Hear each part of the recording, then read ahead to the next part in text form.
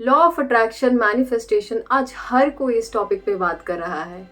Internet पे एक नहीं बल्कि आपको हज़ारों ऐसे वीडियोस मिल जाएंगे, टूल्स, टेक्निक्स, स्ट्रैटेजीज, इन सब चीज़ों पर।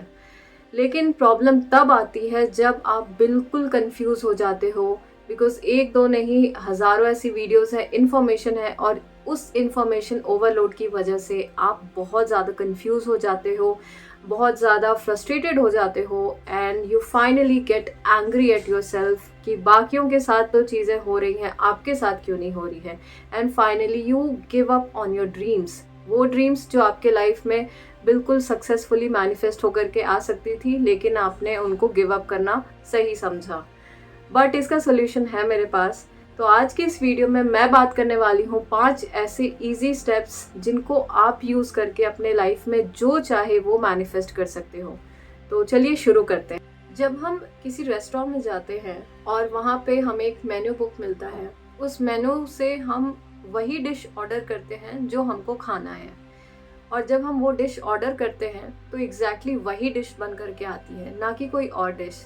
ठीक वैसे ही हमको सबसे पहले स्टेप में, जो कि है क्लियरली डिफाइन द डिज़ायर, हमको ये एक्चुअली में पता होना चाहिए कि हमको चाहिए क्या।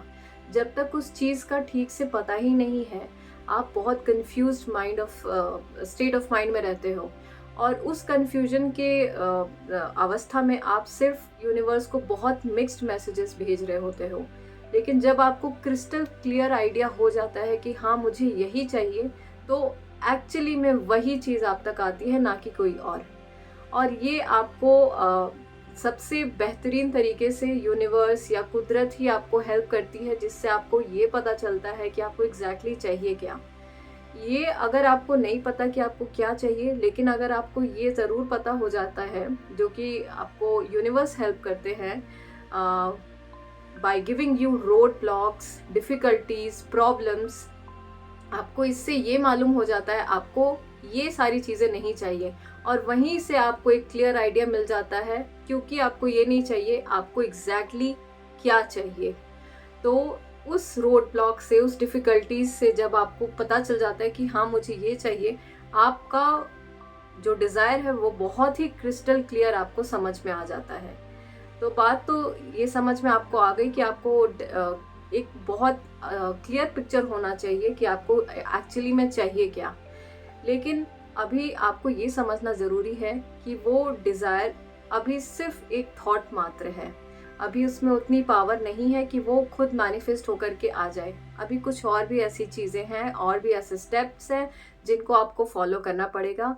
सो उसके लिए let's go to step number 2। So here comes the step number 2, and that is strengthen your desire. जब स्ट्रेंथन योर डिज़ायर बोल रहे हैं, इसका मतलब है अपने डिज़ायर को बहुत ज़्यादा पावरफुल बनाना, बहुत ज़्यादा स्ट्रॉन्ग बनाना। देखिए, हम ह्यूमंस के दिमाग में दिन भर में कम से कम 60,000 थॉट्स आती हैं और जाती हैं, लेकिन क्या वो सारी थॉट्स मैनिफेस्ट होती हैं? जी नहीं।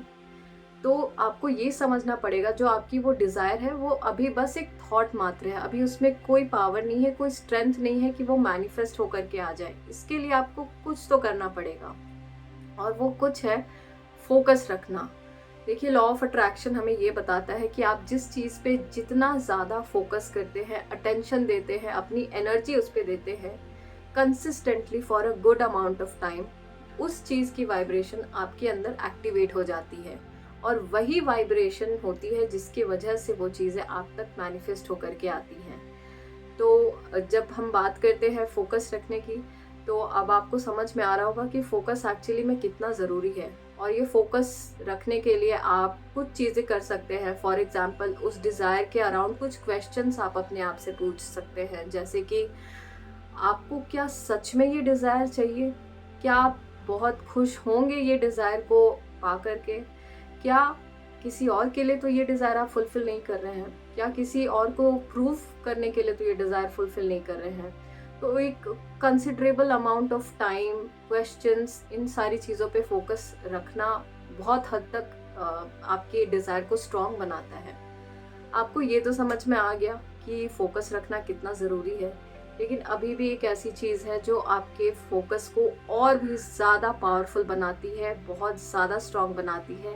And for that you have to go step number 3। Step number 3 है विजुअलाइजेशन। अभी लास्ट स्टेप में आपने देखा कि फोकस एक्चुअली में कितना इम्पोर्टेंट रोल प्ले करता है डिज़ायर को स्ट्रॉन्ग बनाने के लिए। लेकिन अगर सबसे ज़्यादा पावरफुल कोई चीज़ होती है विजुअलाइजेशन, इमेजिनेशन या विजुअलाइजेशन, ये एक ऐसी क्वालिटी है जो सिर्फ हम ह्यूमंस को ही ब्लेस्ड है। Then why do not we use it for our own benefit. Think and grow rich एक बहुत फेमस किताब जिसके ऑथर खुद कहते हैं कि imagination is the most miraculous and powerful force the world has ever known. जब बात आती है विजुअलाइजेशन की, तो आपको ये समझना ज़रूरी है कि विजुअलाइजेशन और भी ज़्यादा स्ट्रॉन्ग हो जाती है जब आप उसको करते हो बहुत सही तरीके से। अब करना क्या है, विजुअलाइजेशन के लिए सबसे इम्पॉर्टेंट ये है कि आप एंड गोल को विजुअलाइज करो। कभी भी हाउ पे फोकस मत करो, हमेशा एंड रिजल्ट पे फोकस करो। और हमेशा उस रिजल्ट को, उस सीन को देखो कि जब आपको वो डिज़ायर्ड मैनिफेस्टेशन जब आपको मिल रही है तो आप कितने ज़्यादा एक्साइटेड हो, कितने ज़्यादा खुश हो, क्या कर रहे हो, सेलिब्रेट कर रहे हो। वो सारी सीन, वो सारा एंड रिजल्ट आपको देखना होता है। तो विजुअलाइजेशन बेसिकली आपके डिज़ायर को और भी ज़्यादा स्ट्रॉन्ग बना देती है।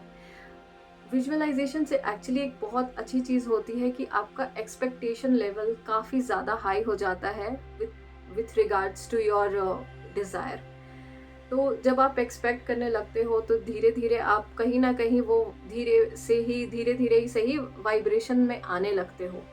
लेकिन आपको पता है क्या, एक अभी भी एक ऐसी इम्पॉर्टेंट चीज़ है, इनफैक्ट वो बहुत ज़्यादा important and one of the deciding factor है जो आपको ये डिसाइड करने में सबसे ज़्यादा बड़ा रोल प्ले करती है कि क्या आप अपने डिज़ायर को अलाउ करोगे अपने लाइफ में आने देने के लिए, या अपने खुद के हाथ से उसको किल कर दोगे, उसको खुद से जाने दोगे। सो उसको समझने के लिए you have to go to step number 4। And here comes the 4th point, breaking the belief. Belief एक ऐसी इम्पॉर्टेंट चीज़ जो एक्चुअली डिसाइड करता है कि क्या आप अपने लाइफ में वो मैनिफेस्टेशन को सक्सेसफुली अलाउ करते हो या you would rather kill your manifestation by your own self. Belief जिसका सिंपल हिंदी में अगर मीनिंग निकाले वो है मान्यता या धारणा। आप किसी भी चीज़ को लेकर के अपने मन में क्या मानते हो, क्या मान्यता रखते हो, क्या सोच रखते हो, उस पे यही डिसाइड होता है, या यूनिवर्स आपको एग्जैक्टली वैसी ही सिचुएशंस ला करके रखता है। कुछ बिलीव्स जो हम डेली अपने लाइफ में कभी ना कभी ज़रूर बोलते हैं या सोच रखते हैं। फॉर एग्ज़ाम्पल कि मैं कुछ भी ट्राई कर लूँ, मैं हमेशा हेल्दी नहीं रह सकता या नहीं रह सकती। मैं कुछ भी ट्राई कर लूँ, पैसा कभी मेरे पास टिकता नहीं है। ये कुछ ऐसी कॉमन बिलीफ है जो हम सभी रखते हैं। जब तक बिलीफ और डिज़ायर एक अलाइनमेंट में नहीं होगी, आप समझ लो आपका मैनिफेस्टेशन कभी पूरा नहीं होगा। इसीलिए ये इतना इम्पॉर्टेंट है कि आपकी एक्चुअली ये डिसाइडिंग फैक्टर बन जाती है। जिस दिन आपका बिलीफ और आपका डिज़ायर एक अलाइनमेंट में आ गया, समझ लेना बहुत ईजिली और एफर्टलेसली मैनिफेस्टेशन होता है। बिलीफ तो आप समझ गए कि ये कितना बड़ा रोल प्ले करता है।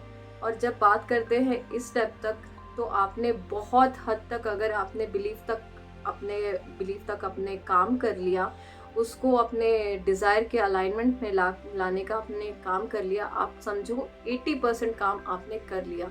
लेकिन रेस्ट 20% अभी भी बाकी है, जिसके बारे में मैं बात करने वाली हूँ लास्ट स्टेप में।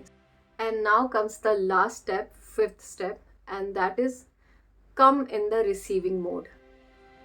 इसको ऐसे इमेजिन करो कि आपने कुछ डिज़ायर रखी, आपने कुछ मांगा, एंड बाय नेचर्स लॉ, ये प्रकृति का नियम है कि आपने कुछ मांगा, यूनिवर्स आपको देने के लिए रेडी है।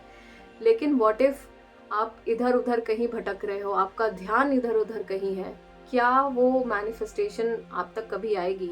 जी नहीं। इनफैक्ट मैनिफेस्टेशन आएगी भी नहीं और वो बहुत ज़्यादा डिले भी होगा। रिसीविंग मोड में आने का सिंपल मतलब यही है कि अब आपको कुछ नहीं करना है, बस आपको अपने वाइब्रेशंस को हमेशा हाई रखना है, आपको अपने वाइब्रेशंस को हमेशा चेक करते रहना है, अवेयरनेस रखना है। आपका डिज़ायर्ड वाइब्रेशंस के अलाइनमेंट में आपका वाइब्रेशंस सारा टाइम होना चाहिए। सिंपल अर्थ है जो रिसीविंग मोड में आने का, वो यही है। अगर आप कुछ भी नहीं जानते हैं तो the best way to come in the receiving mode is by simply following gratitude. सारा दिन ग्रेटफुल मोड में रहें, सारा दिन हमेशा चीज़ों को थैंक करते रहें एंड सारा दिन हमेशा यूनिवर्स को शुक्रिया का मैसेज देते रहे, फील करते हुए, ना कि फेक करते हुए। Feeling is actually very important. और जब आप रिसीविंग मोड में आते हैं, वो एक ऐसा मोड है, वो एक ऐसा वाइब्रेशनल स्टेट है जहाँ पे आपकी मैनिफेस्टेशंस एक्चुअली में सक्सेसफुल होती है and finally you get the manifestation, you get your result. तो होप करती हूँ कि आपको सारा ये जो टॉपिक का एक्सप्लेनेशन है वो समझ में आया होगा, ईजी टू फॉलो लगा होगा। And let me know what you think about the whole process. So with this, thank you, bye.